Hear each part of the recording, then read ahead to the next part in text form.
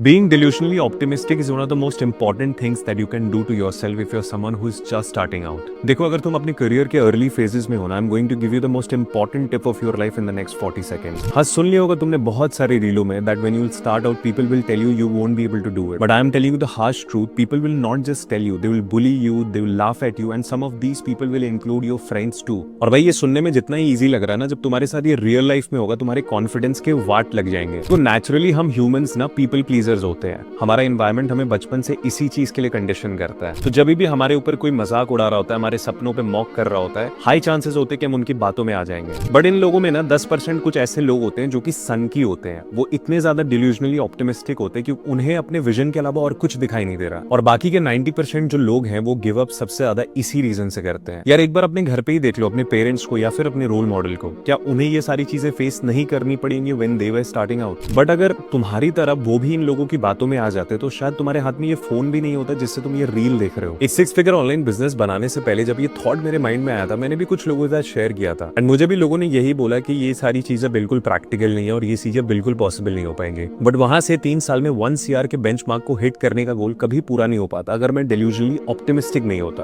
That's why I said it in the beginning itself that being delusionally optimistic is one of the best things that you can do if you're someone who's just starting up. अब decision तुम्हारे हाथ में है कि तुम्हें उन 90% लोगों में आना है या उन 10% सनकी लोगों में who want to make it big in life. Because